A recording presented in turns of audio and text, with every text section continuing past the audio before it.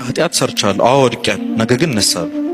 ስለዚህ ጸሎታችሁ እንዳታቋርጡ፣ ቤተክርስቲያን መምጣት እንዳታቋርጡ፣ ወደ እግዚአብሔር መሄድ እንዳታቋርጡ፣ በፍጹም ቃለ እግዚአብሔር ከመስማት እንዳትደክሙ።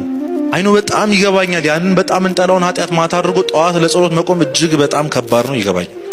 ምንም እንዳላረገ ሰው ነጠላ ለብሶ ቤተክርስቲያን መምጣት ከባድ ነው፣ ይገባኛል።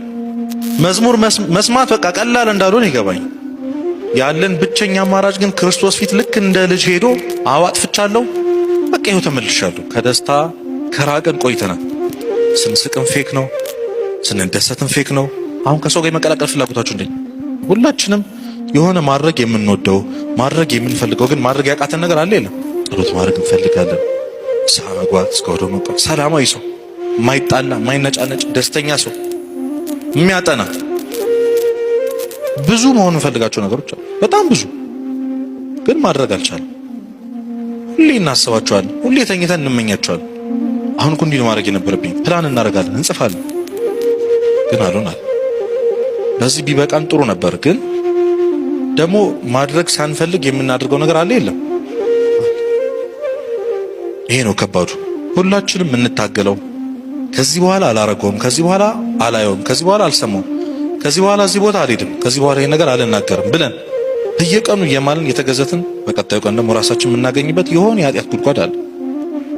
ሁላችንም ያሰቃየን የመረረን ማለት። አንዳንዶቻችን ጭራሽ መታገል ትተን እኔ በቃ የተፈጠርኩት ለዚህ ነው፣ እኔ መቼም ከዚህ ኃጢአት አልወጣም፣ እኔ መቼም የተሻለ ሰው አልሆንም ብለን ተስፋ የቆረጥን ሰዎች አሉ። በተለይ በእግዚአብሔር፣ በተለይ በቤተክርስቲያን ቤት ያንን ኃጢአት ከሰራን በኋላ ራሳችን እናየዋለን።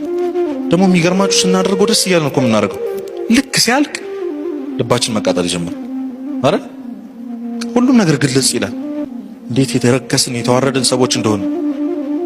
ከዛ መተን እዚህ ጋር ልንሳለም ስል ግንቡን መንካት እንፈራለን። ጉልላቱ ስንት ቤተ መቅደስ መግባት አንፈልግም፣ ነጠላ ማድረግ፣ ከዛ ጸሎት ማድረግ ደግሞ የማይታሰብ ነገር ነው ጭራሽ። አይምሯችን ላይ ደግሞ የድምጽ ድምጽ ይመጣል አይደል? አታፍርም አይላችሁ? ምንም እንዳላረገ ሰው አይንሽን በጨው አጥበሽ እግዚአብሔር ፊት ትንሽ አይከብድም?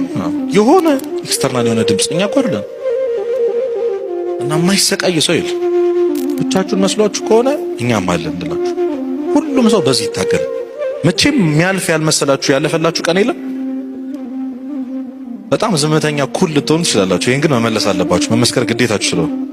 ሁላችንም ከቤተ ክርስቲያን ለመውጣት እየዳዳን ያለን ሰዎች ነን። ምናልባት ደግሞ ወጥተናል። ግን እግዚአብሔር ይገርማችኋል፣ ጫፍ ላይ ያገኘናል።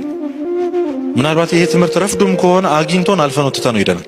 እኛ ወደ እሱ ወደ ብርሃኑ ባንሄድ እንኳን እሱ ወደ ጨለማው ክፍላችን ይመጣል፣ ሊያጽናናን፣ አታልቅሽ አታልቅስ ሊለን ማለት ይዞ ተሸክሞ የሚሄደው የመጀመሪያው ተስፋ አስቆራጭ ነገር ክፉ ልማድ